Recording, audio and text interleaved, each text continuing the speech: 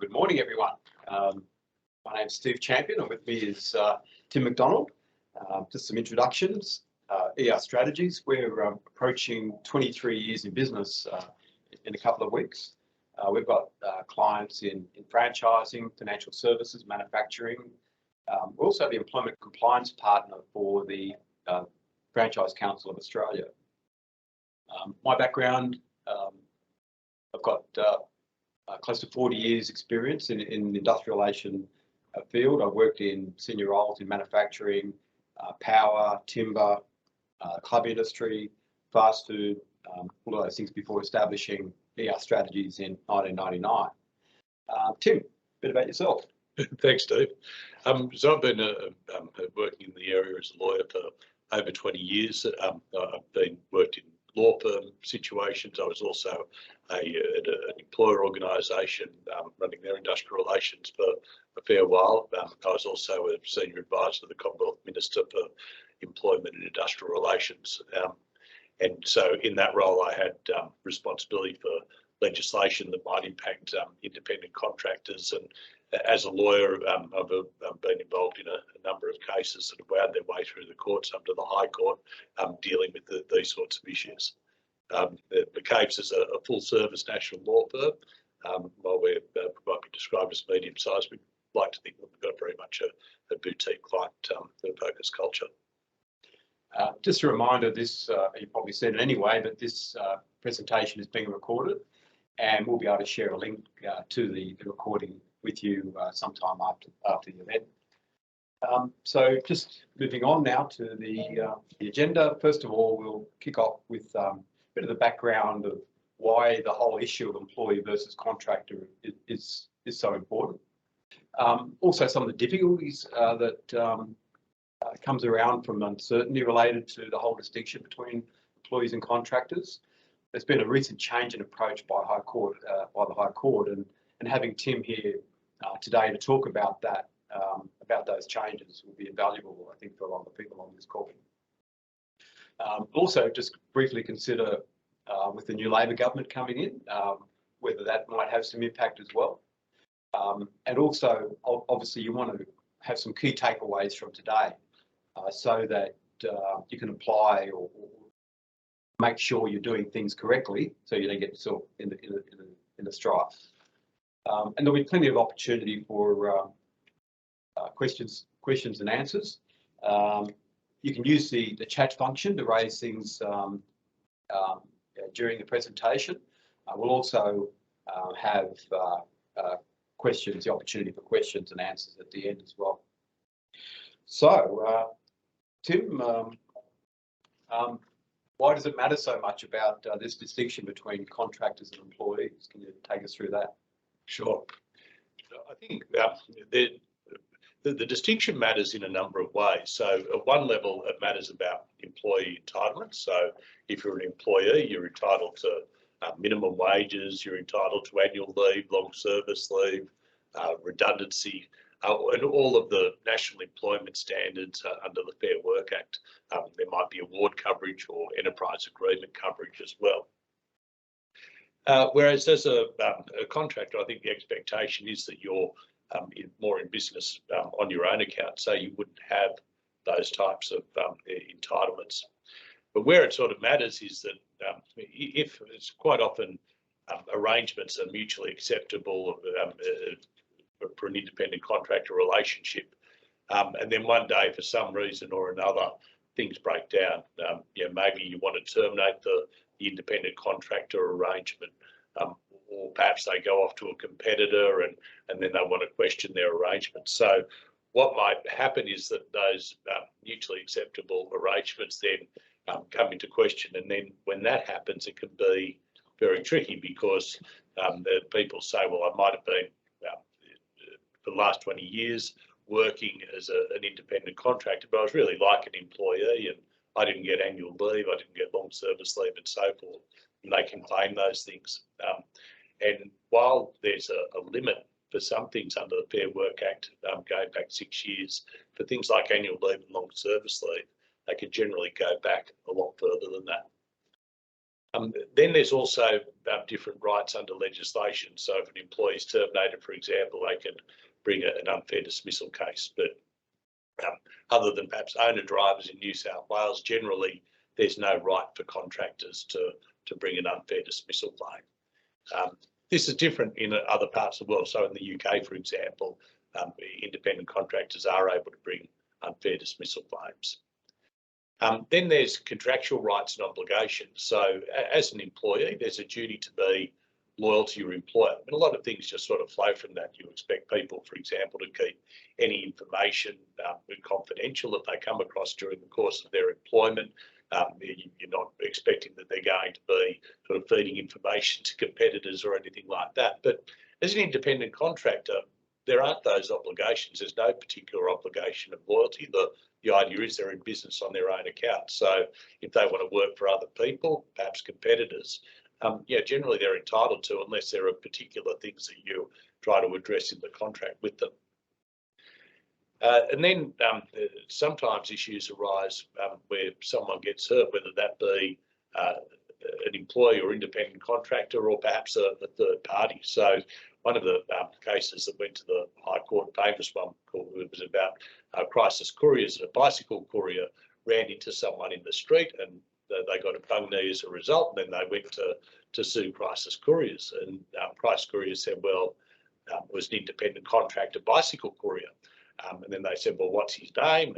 And he was a backpacker. He'd gone back overseas, and the person who was injured, wanted to get some redress. And I suppose that's that becomes very difficult. Or sometimes someone who might be an independent contractor gets injured at work, and then they seek workers' compensation. So sometimes that's another way that these things arise, even though no one was necessarily expecting it. Then there are various other sort of statutory type entitlements, superannuation under the superannuation guarantee legislation. That can be very tricky in relation to contractors. Generally, if someone's a company, is incorporated, then likelihood is that superannuation isn't going to apply.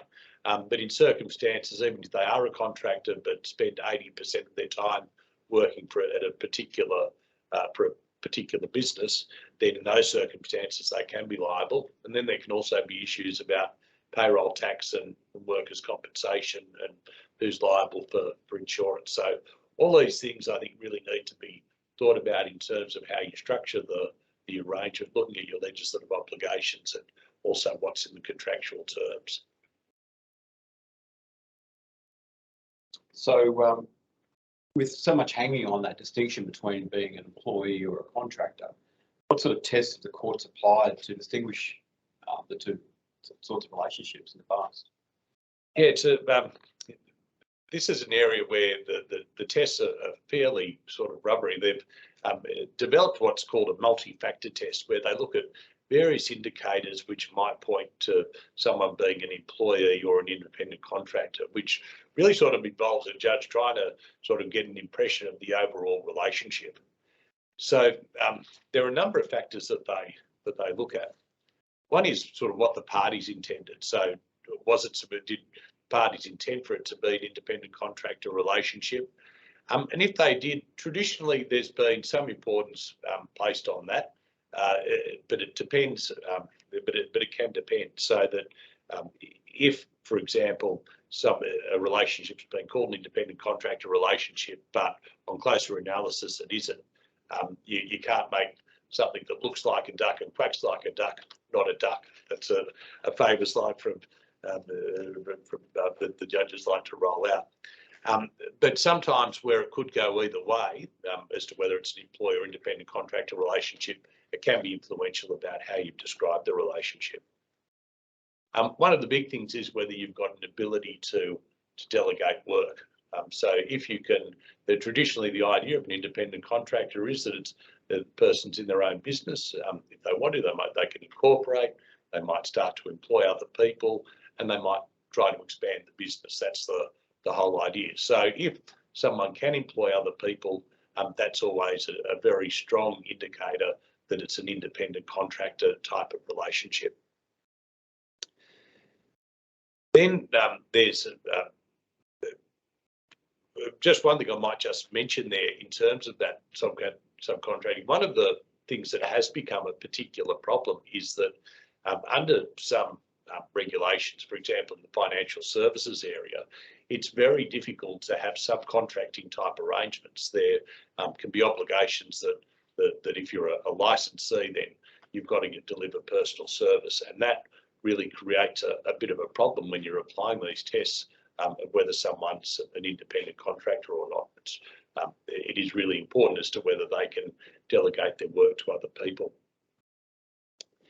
In terms of the other thing is the amount of control that can be exercised over the person, and this is always a tricky area as well. You know, 100 years ago, there was these command and control structures were very clear as to, you know, people being servants and masters and all that sort of thing. But that's not the way the world works these days. So even if you're in an independent contracting relationship, there's going to be a certain level of control that's exercised, even, for example, with work health and safety. And there's a lot of regulation that goes into that. And the expectations of whether someone's an employer or independent contractor, they're sort of fitting in with what your requirements are.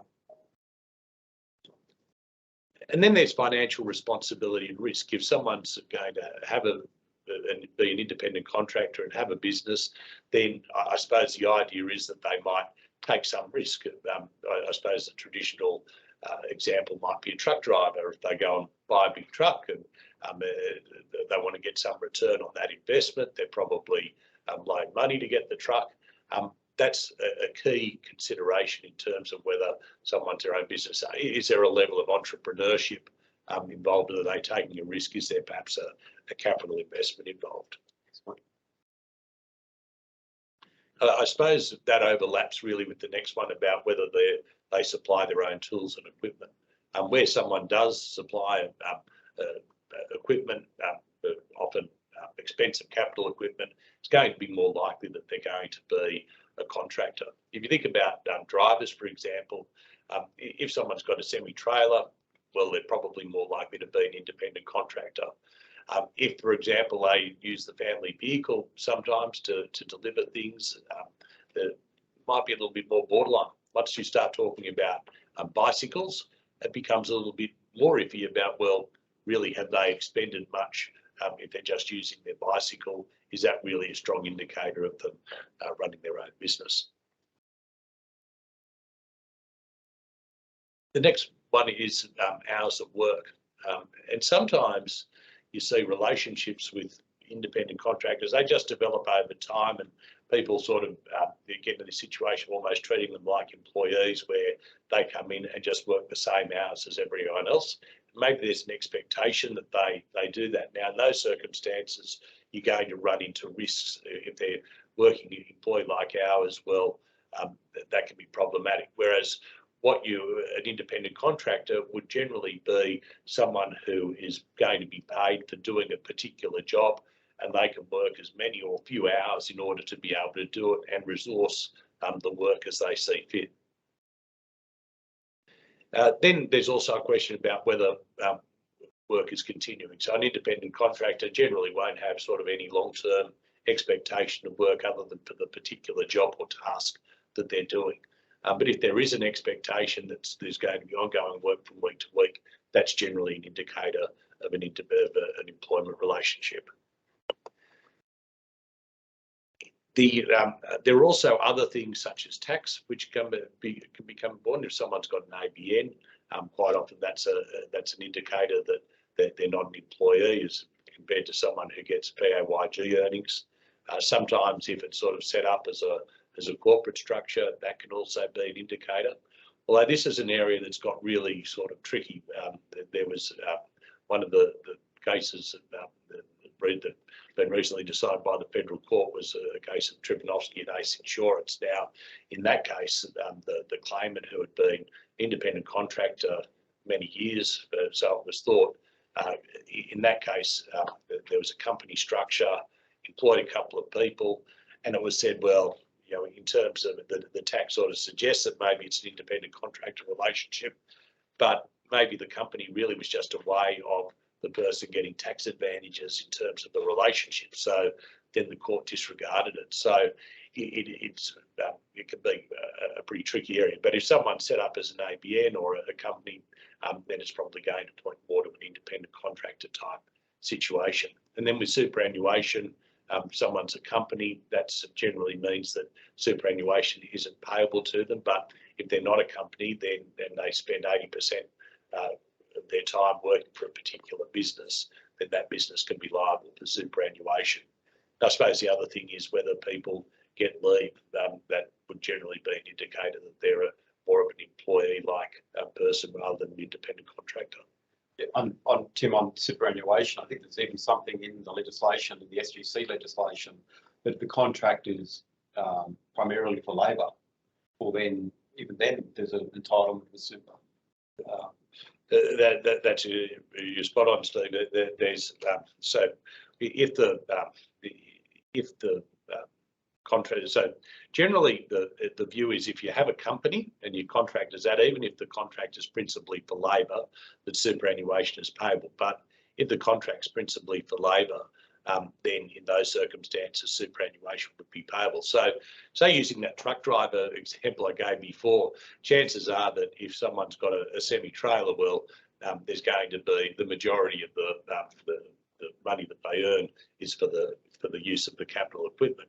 Come to the use of the family vehicle, it becomes less so. Come to the use of a bicycle, chances are that the majority of what people are being paid is for their labour rather than their equipment and so forth. So in that case, that they would be liable for superannuation. But it can be a bit of a quirk that can come back to bite people.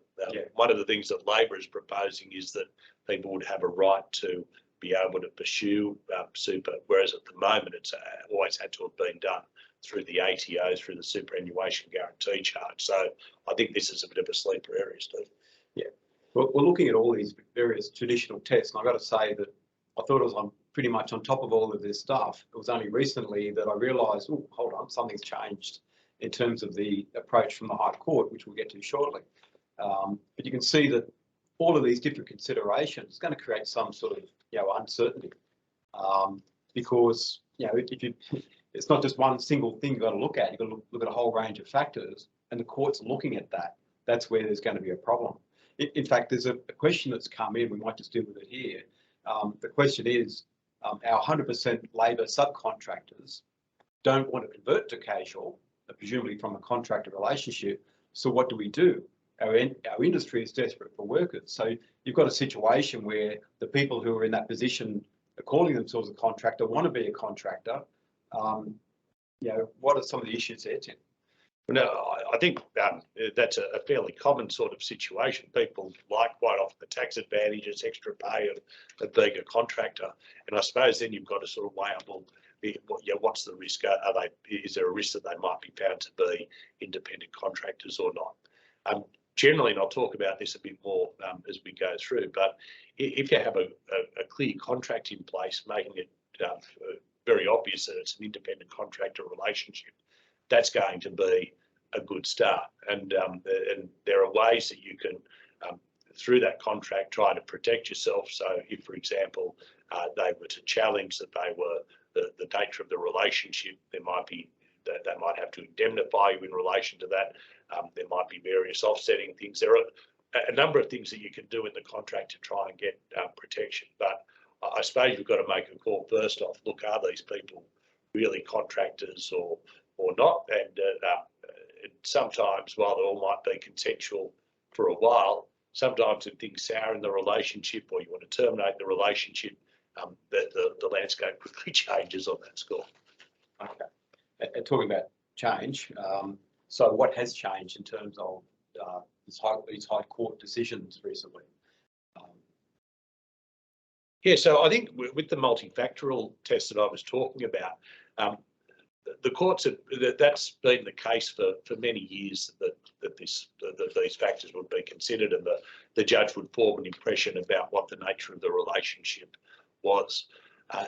But what was happening was that it wasn't just looking at, it was quite often looking at situations some years down the track and looking at how the relationship had developed.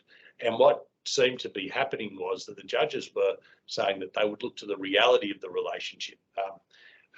And that sort of sounds sensible at one level, but the problem was that they would then not necessarily look at what the parties had contracted for themselves.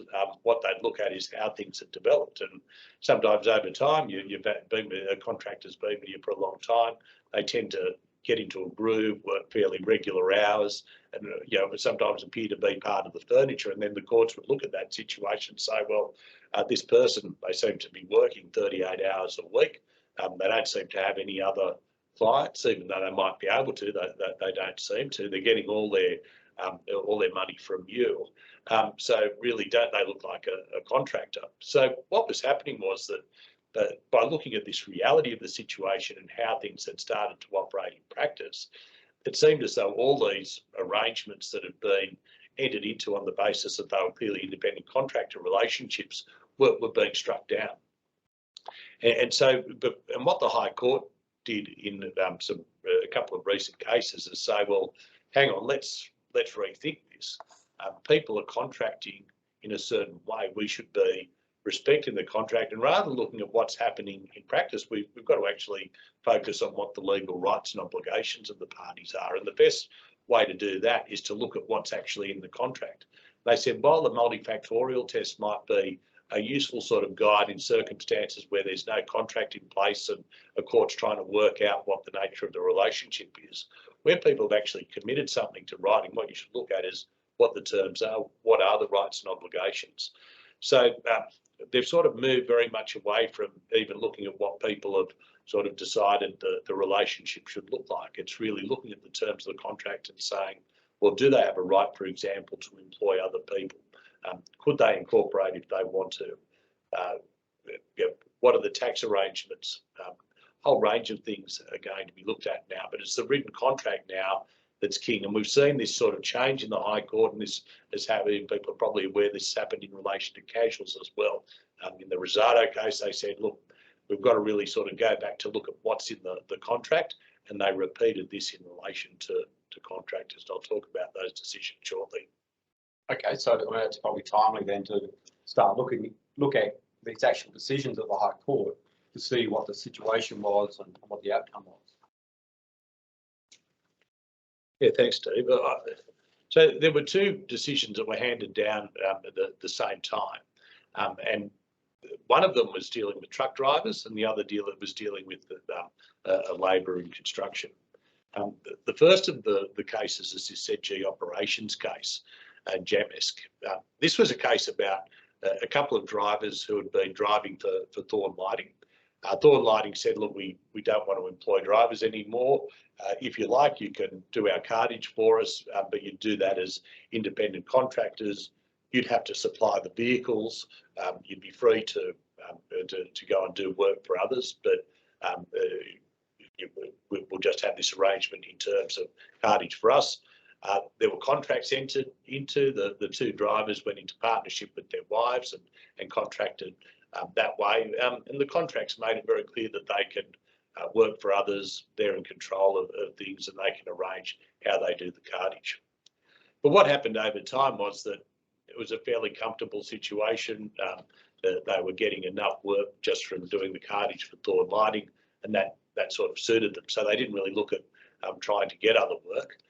And then when Thorn Lighting decided that they no longer wanted to continue the arrangement, they claimed that they were in fact employees, because and in doing that they sort of pointed to the fact that they worked generally 38 hours for Thorn Lighting and had done so for many years, and said, well, look, in practice we're really just like employees of Thorn Lighting. So the full federal court had agreed with them, and then went to the High Court, and they said, well, hang on a sec, there are contracts in place here. They've sort of set up partnership arrangements. They've given some attention. They've made some pretty deliberate decisions about how they wanted to structure their business. And while they didn't necessarily do work for other clients, they very much clearly had the right to. It was really their choice in terms of how they ran the business. But they could have gone sought other clients. They could have put on more people. They could have bought other trucks if they wanted to. The fact that they hadn't didn't mean that they became employees. And they said, we've really got to go back to what the terms of the contract are to work that out.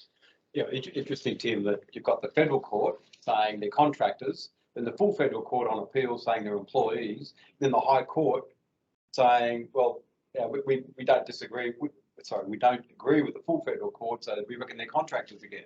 I mean, if the courts can't agree, imagine how hard it is for a business to get it right. It's just a complex situation. You're right, Stephen. It is a nightmare for businesses, because you think that you're entering into a contract in good faith. Everyone's sort of on board. Everyone goes into it with eyes wide open, and you think, well, we're all observing this contract, and then 20 years down the track, people sort of say, "Oh no, look, I don't. I'd like it to be a different thing." And by the way, you haven't paid me any annual leave for the last 20 years. And it really becomes a problem. So I think you're right. There's sort of lack of certainty about the arrangement, and it's very much a matter of what impression a particular judge forms at the time, weighing up all these indicators. That wasn't really conducive to any sort of certainty or any sort of regularisation, if you like, of judgment. So, as a lawyer, it was pretty hard to predict quite often how a particular case would go, and sometimes it depended on the form of a particular judge and that sort of thing. But that's no basis to sort of operate a business on with any sort of certainty. So I think what the High Court's done is introduce a much greater level of certainty if people really turn their minds to written contracts and so forth, which I think is a very positive development. Yeah, and look, over the years, what we've had to do in advising our clients on these sort of issues is to say, look, make it as black and white as possible. 50 shades of grey is not going to help you. So therefore, you'd be saying to the client, well, don't have it airy-fairy stuck in the middle somewhere. Make sure it's absolutely clear that it's a contractor relationship.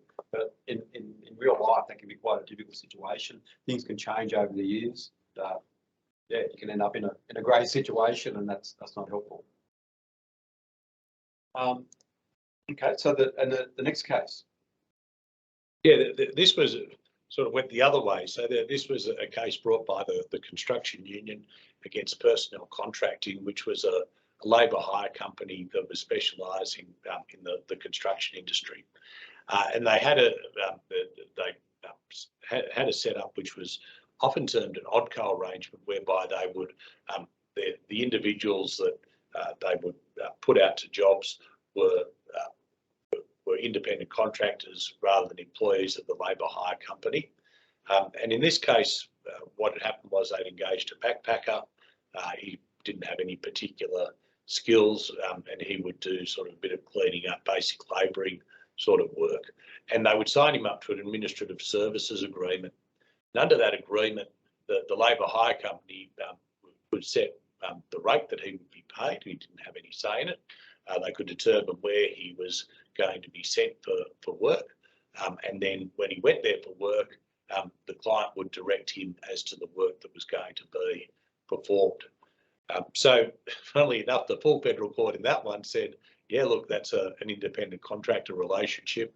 And then it went to the High Court and they disagreed. So in the High Court, they said, well, he really wasn't in his own business. He was in the labour hire company's business. And what the labour hire company was selling as a business was having a compliant workforce that they could send out to clients' premises to do work. And because he didn't have any sort of say over what he was paid, where he worked, how he worked, that in that sort of circumstance, that it was all the hallmarks of an employment relationship.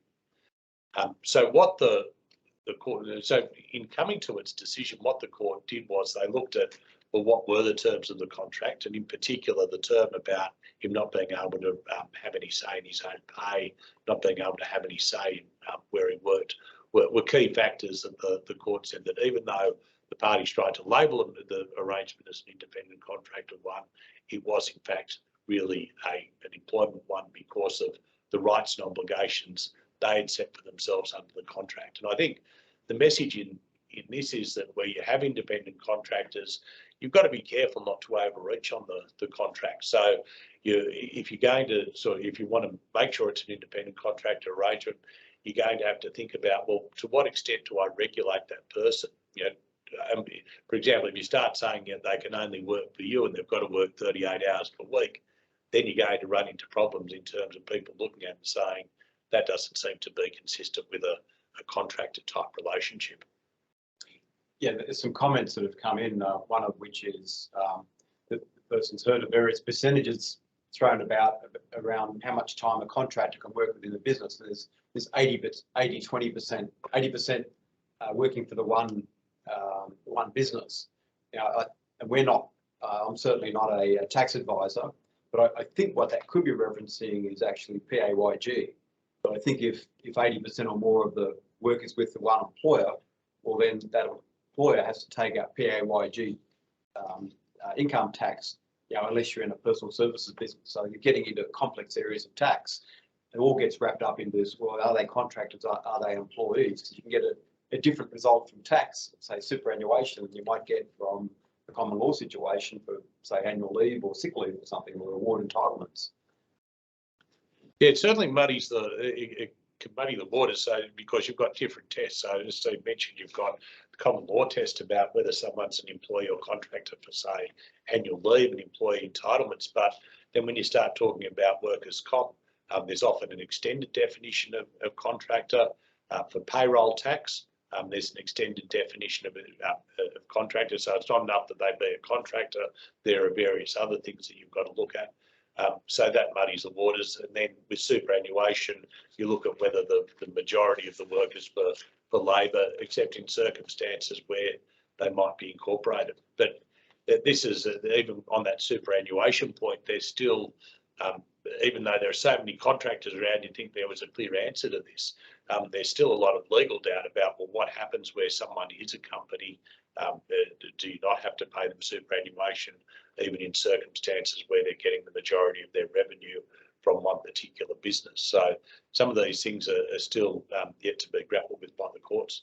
Okay, well, at least it seems like there's a positive step forward here in that the the High Court is saying pay a lot more regard to the written contract. That's right. Yep. Okay, so it's adding clarity rather than making it worse. So that's a good thing. We've got a new Labor government in power, the new Albanese Labor government. Can you just perhaps make some comments there about the situation likely to change as a result of the new government? Yeah, I mean, the ALP's been very clear in their platform that they want to regulate the gig economy and make sure that the Fair Work Commission has powers to set terms and conditions of employment for workers in the gig economy. One thing which is really sort of unclear, though, is, well, what is the gig economy and what are workers? And what is going to be the reach of this stuff? So, I mean, we've seen the driver, the people who are delivering fast food and all that sort of thing, questions about them and Uber and so forth. And I think maybe that's the type of thing that the government has in mind, but it's very hard to sort of isolate these things. In Victoria, they've had an inquiry about it, and they were talking about maybe regulating what they regarded as entrepreneurial workers. So independent contractors that didn't have other employees, but did have entrepreneurial type arrangements. I'm not sure whether that's something that the federal government's going to go for, but they've certainly said employee-like forms of employment will be covered.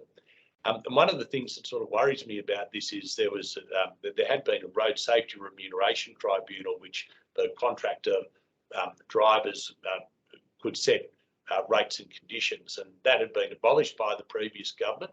But now it seems as though that's going to be picked up within this. So the other thing is that when they've talked about what the gig economy is, they're not just, it doesn't seem as though it's just some of these platforms that we traditionally think about. They've talked about, for example, NDIS workers, carers and so forth, who are independent contractors, also being regulated under this sort of arrangement. So I'm concerned that this could be reasonably far-reaching in terms of the powers that they might give to the Fair Work Commission. Of course, how they exercise those powers might be a different matter as to whether it's going to be a fairly soft touch level of regulation or something a lot more. But I think we can expect that there's going to be some further regulation in this area.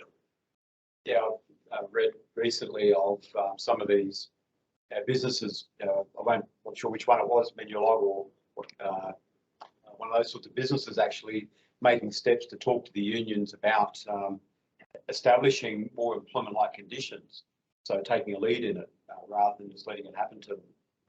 It'll be interesting to see how this whole space plays out. I think it is hard because to a lot of sort of gig economy type businesses, that they're also trying to look after their contractors as well. So it might be that they try to make arrangements that they can to facilitate them getting home loans, or it might be that they make arrangements for various insurances that they can get and some employee-like benefits. But in a way, it becomes a bit counterintuitive, because once they start doing those things, then people say, well, aren't those things more employee-like? So we're getting into this situation where it's sort of, yes, they're independent contractors, but to some extent, the principal is starting to sort of look at ways that they might be able to make it more attractive for those independent contractors. And we're running into a lot of issues about how that's going to sort of work in practice, even though it's all very much well intended from the principal contractor's point of view. Okay, so look, I guess what everybody wants to know is, look, just don't tell me everything's uncertain. Tell me what I've got to do. So what are some of the key takeaways from these recent High Court decisions? I think number one thing is just be realistic about the relationship. So try and have it, if it is going to be an independent contractor relationship, recognise that there are going to be certain freedoms or flexibilities that there aren't going to be an employment relationship. So, but then once you've decided what you want, you should be very clear about it in terms of the contract that you have. And if you put something in writing, that's going to be the absolute best protection, because everyone's clear on what the arrangements are and what the rights and obligations are under that contract. And the thing that you should also do is make it clear that the written contract is the thing that regulates everything. So even if other practices start to develop at all, everything is, any legal rights and obligations are set out in that contract. And then if they're clear, then that's going to give you a big step forward in terms of securing the arrangement if it was ever subject to testing. So it's one of those areas where there's a lot of importance in turning your mind to those contracts and making sure that you get them right. And there's some concern about labour hire arrangements. Yeah, I think that one of the things that came out of that case with personnel contracting was that this ODCO type arrangement, where there might be individuals that are being supplied through labour hire companies that aren't really independent businesses, that can be a big problem. So I had one of those with a real estate business where the number of people questioned whether they were contractors or employees. Once they did that, it became a problem because the business wasn't able to fund employee entitlements. So then the people who had been independent contractors were then coming after the client principals and seeking payment for them. So I think just to exercise some care if independent contractors are being supplied, make sure that there are appropriate arrangements in place so that you're not saddled with any underpayment type issues. We'll get into considering some real life situations shortly, but just to summarise again that this slide, Tim, I guess it's a critical thing. What do people do differently? Okay, the High Court's saying I have greater regard to the written contract, so obviously make sure you put your contractor arrangements into writing, but you also want to review the written contracts just to make sure that it's consistent. Is that what you're saying? Yeah, that's right. So yeah, they should line up. But if you think about the rights and obligations, you set them out in the contract, and they're consistent with the type of relationship, you're a long way forward. Okay. So just want to give the opportunity for people to ask questions, but maybe considering some real life situations. We were talking before, and I know there's a lot of people on this webinar with a financial services background. You touched on some of the license complexities before. how might it work? Look, we get calls from our clients about, say we've got mortgage brokers, and this is a separate one to the license issue. Can they be independent contractors, or how do we do this? So obviously we're going to have a written agreement, but you've got the mortgage broker working in the office of, say, a lending brokerage. How can that work? These things can be tricky because, and quite often there are well-settled arrangements in place, and so you don't want to create any legal uncertainty about them. But very much sort of this idea of looking at what the rights and obligations under the contract are important. But one of the things that I think has been difficult in the financial services area is that there's so much regulation of licensees. And so many restrictions on the ability to subcontract the work that you get into situations where you can't, for example, just start a business perhaps as doing, say, mortgage broking or something like that, and then employ a whole lot of staff also doing mortgage broking. So that creates problems from a control perspective, and then there can also be, sometimes there's a particular concern about maybe working for other mortgage brokers and things like that. So I think you've got to first off start with the written contract, but you've got to give a considerable thought to making sure that the rights and obligations under that contract are going to line up, and it becomes hard because of some of those regulations that are around. There was a case, Ace and Trivanovsky, which was about someone who was an insurance sales person, door to door, was highly paid, had a company, engaged a couple of admin staff to help, ran his own car and that sort of thing, paid really quite big money on a commission basis. And the federal court in that case, the full federal court, decided that even though he'd been an independent contractor on paper, that there seemed to be a commitment that he'd work 38 hours per week. That's what he'd always done. And in effect, he couldn't really do anything other than render personal services because of the way that financial services regulation works. So that was certainly a very difficult one for when it was decided that he was an employee, because there was just so much back pay involved with that company. But I think it typifies the sort of issues that arise in financial services. So I'm certainly not saying you can't do it, but there is a risk, and you've got to give a lot of thought about how you structure the contract, and even sometimes with the contracts, making sure that there are protections. So, for example, if someone was to bring a claim, are there some protections under that they have to indemnify the employer? How do those things work, and are they legally enforceable? There's a lot of things to work through. So where there are areas of doubt, maybe that's sort of a point where you've really got to give a lot more attention to the contract, and sometimes other things like making sure, for example, that the people you're contracting with are incorporated and things like that. If you sort of set it up so that it looks like an arm's length business, it's always going to be able to be one that's going to more easily stand the test of time. Yeah, so you've touched a couple of times on Trivanovsky. That might make people think, oh, hold on, I'm confused now. That was the previous sort of approach of the High Court, or is it still going to be a problem in those sorts of areas? Yeah, look, I don't think this is. I think there's still a lot of things to be sorted out, but certainly the step that the High Court has taken things a whole lot further. And say that Trivanovsky case, for example, might be decided differently now in light of the High Court decision.